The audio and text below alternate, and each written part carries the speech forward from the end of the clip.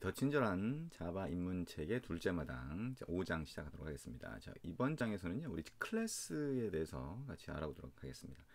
클래스라고 하는 거는 어떤 언어를 여러분이 배우든 간에 이제 객체지향이라고 하는 방식을 사용하는 언어에서는 거의 공통적으로 사용을 하고 있는 개념이에요. 그래서 여러분이 클래스에 대해서 잘 이해해 두기만 해도 다른 언어를 나중에 또 배울 때, 그럴 때 굉장히 잘 이해하실 수가 있을 것 같습니다.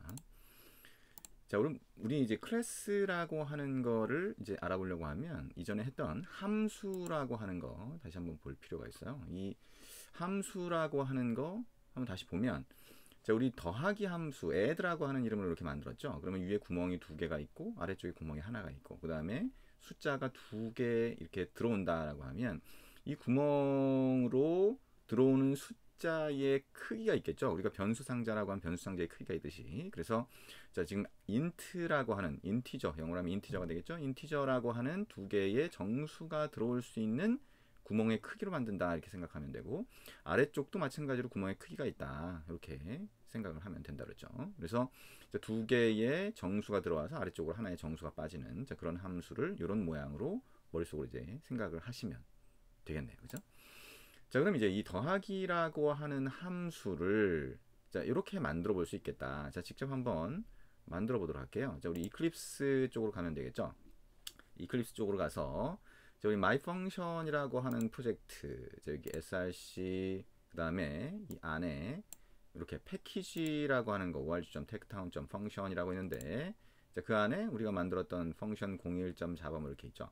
자, 여기에 패키지 선택한 상태에서 오른쪽 마우스 버튼 누르고 new, 그 다음에 클래스라고 하면 되겠죠. 클래스라고 하면 자, new 클래스라고 하는 이런 자, 새로운 클래스를 만들 수 있는 대화 상자가 보이게 되고요. 자, 우리가 패키지라고 하는 걸 선택한 상태에서 자, 이렇게 요 화면을 띄웠기 때문에 패키지는 이렇게 자동으로 들어가 있게 되고, 자, 이름에다가 자, 펑션 이렇게 입력을 해보죠. 자, 펑션 02 이렇게 한번 해볼게요. 02로 하든 05로 하든 뭘로 하든 별로 상관이 없겠죠. 여러분이 원하는 이름으로 이렇게 입력을 하시면 되고요. 자, 그 다음에 아래쪽에 요 public static void main을 체크하면, 그러면 main이라고 하는 함수가 자동으로 만들어진다. 자, 메인 함수는 시작점이 된다, 이렇게 생각하시면 되겠네요. 자, finish 누르면 자, 이렇게 자, 우리가 원하는 방식대로 소스 코드가 만들어졌죠. 자, 그래서 이렇게 보이게 되고요. 왼쪽에 있는 요 패키지 익스플로러라고 하는 거를 좀 감춰놓겠다라고 하면 여기 위에 있는 미니마이즈라고 하는 조그만 가운데 줄처럼 생겼죠. 이렇게 누르면 없어지게 되고, 다시 보이고 싶다라고 하면 요걸 요 아이콘을, 벽에 있는 아이콘을 클릭하면 되겠죠. 자, 펑션 02라고 하는데 위쪽에 보면 패키지라고 있고, 자, 여기에 그 다음에 클래스라고 하는 거 있고, 그죠? 패키지 있고 클래스 있고, 그 다음에 여기에 메인이라고 하는 함수가 있다. 자, 클래스의 중괄호, 시작 중괄호가 있으면 이 밑에 끝 중괄호가 있고, 그 다음에 메인이라고 하는 함수가 있으면 이 함수는 소괄호와 그 다음에 중괄호로 되어 있다. 자, 메인이라고 하는 함수의 안에 들어가 있는 자, 요거는 이렇게 없애줍니다. 자, 슬래시 두 개로 시작하니까 설명글이다. 그래서 자, 설명글을 좀 없애주는 방식으로 하고요. 자, 이 밑에다가 이렇게 공간을 만든다. 그죠? 자, 그래서 여기 클래스의 중괄호 안쪽에 공간을 만드는 거고요. 자, 다른 함수의 안쪽이 아니라는 거 조심하면 되고요. 여기다가 자, 더하기 함수 add라는 함수에 이름 붙이고 소괄호 그 다음에 한 칸 띄우고 중괄호 엔터. 자, 그러면 소괄호나 중괄호는 항상 한 쌍으로 구성된다라고 보면 될 거고요. 이 함수 상자의 위쪽 구멍과 아래쪽 구멍을 정의할 수가 있겠죠. 그래서 위쪽 구멍은 소괄호 안에다가 정의한다. 그죠? 자, 구멍에 두 개가 있고, 두 개가 있으면 콤마로 구분해 주고요. 구멍에 이름을 붙이죠. A하고 B. 그 다음에 구멍의 크기 int 이름 앞에다가 이렇게 붙이게 되고요. 아래쪽으로 떨어지는 구멍의 크기, 즉 변수 상자의 크기, 자, int라고 해서 자, 이름 앞쪽에 붙여주게 된다. 자, 그리고 이 안에서 우리 자, return이라고 하는 키워드를 사용하면 아래쪽으로 값을 떨어뜨려 줄 수 있다. A하고 B라고 해서 자, 이렇게 자, 맨 뒤에 세미콜론 붙여줘야 되겠죠. 자, 이렇게 하면 위쪽 구멍으로 들어온 두 개의 값을 더해서 아래쪽으로 떨어뜨려 준다 라고 하는 의미가 되겠죠. 자, 자, 에러 표, 그러니까 중간에 우리가 입력하다 보면 에러 표시가 이렇게 뜰 경우가 있는데 그 에러 표시가 사라질 때까지 이렇게 만들어 주시면 되겠네요.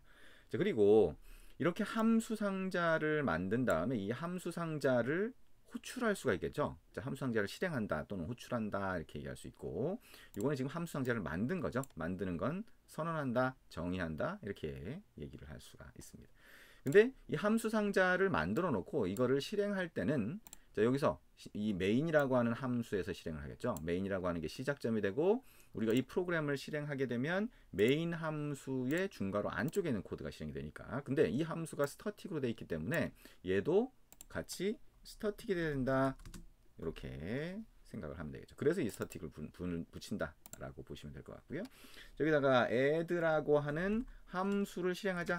그러면 add라는 함수 이름 뒤에 소괄호 붙이고 중괄호 없이 이렇게 끝나면 되겠죠. 끝날 때 세미콜론, 그죠? 그 다음 이 함수의 소괄호 안에다가, 자, 구멍의 개수만큼 값을 던져준다. 값을 던져준다, 그죠? 그러면 그 값을 숫자 두 개니까 10과 10 이렇게 콤마로 구분하면서 넘겨줄 수가 있겠다. 그렇죠? 자, 그리고 이거를 그대로 출력해보고 싶다라고 하면, 자, system.out.println 소괄호 하고 요거를 이렇게 감싸주는 방법이 있겠죠. 그렇죠? 여기 add 어디 갔어요? 자, add 이렇게 붙여주는 게 필요하겠네요. 자, 지금 보면, 자, 요렇게 구성된 게 뭘 의미하는지, 요거는, 자, 콘솔로 출력해준다. 그죠? 콘솔로 출력해준 역할을 한다. 즉, 요 뒤에 있는 소괄호 안에 있는 값을 출력해준다. 그 값은 뭐예요? add라고 하는 함수를 실행했을 때 함수에서 리턴 받는 거, 함수 상자의 아래쪽으로 떨어지는 값 뭐예요? 여기는 20이라고 하는 값이 떨어지겠죠? 그 20이라고 하는 값을 출력해준다. 자, 이 탭에 보면 이 자바 파일의 이름이 보이고 있고요. 여기 앞에 별 표시가 있으니까 저장이 안 됐네요. 그죠? 컨트롤 S 눌러서 저장을 하면 별 표시 없어지게 되고요. 자, 이거를 실행해 보자. 자, 왼쪽에, 자, 패키지 익스플로러라고 하는 프로젝트 영역을 다시 보이게 하고, 펑션 02라고 하는 거에서 오른쪽 마우스 버튼 눌러서, 자, 어떻게 하면 돼요? 자, run as java application. 자, 요 메뉴를 클릭하면 이렇게 보인다. 자, 콘솔 창이 위쪽에 보일 수도 있고 아래쪽에 보일 수도 있고 오른쪽에 보일 수도 있고 막 갖다 붙이면, 자, 이 화면의 영역에 아무데나 가서 보일 수가 있는데요. 자, 지금 이쪽에 보였네요. 여기 보니까 20이라고 보인다. 자, 지금 함수에 대해서 다시 좀 자세하게 설명을 했는데요. 자, 이런 방식으로 보일 수가 있다. 그죠? 자, 이런 방식으로 보일 수가 있다라고 하는 거. 자, 함수를 만들고 그 다음에 그 함수를 실행하는 방법이다. 그리고 그때의 코드가 이렇게 보인다라고 하는 거, 여러분이 계속 반복적으로 입력하고 실행하고 이렇게 해주셔야 될 그런 내용이 되겠네요. 자, 그러면 다시 돌아가서, 자, 여기 함수예요. 우리가 이미 해봤던 내용이고요. 그래서 이 함수를 호출할 때의 코드를 한번 보니까, 자, 함수의 이름, 그죠? 이렇게 됐고, 소괄호 안에 이 함수의 위쪽 구멍으로 전달할 값, 여기서는 10하고 20으로 했네요. 그죠? 그거를 콤마로 구분하면서 넣어준다. 요 코드의 모양과 이 그림을 잘 머릿속으로 매칭해 가면서 머릿속으로 그려보시는 게 굉장히 중요하겠네요. 그죠? 자, 그리고 여기에 함수를 호출한 결과값은 함수 상자의 아래쪽으로 떨어지는데, 이 아래쪽으로 떨어지는 값을 어떻게 해요? 변수 상자에 다시 넣을 수 있겠다. 그죠?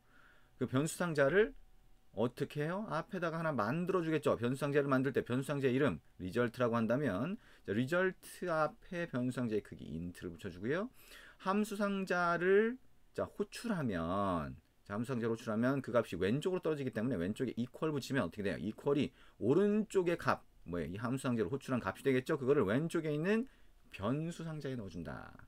그래서 요 코드와 이 그림을 마찬가지로 또 머릿속으로 잘 매칭을 해주시면 되겠네요.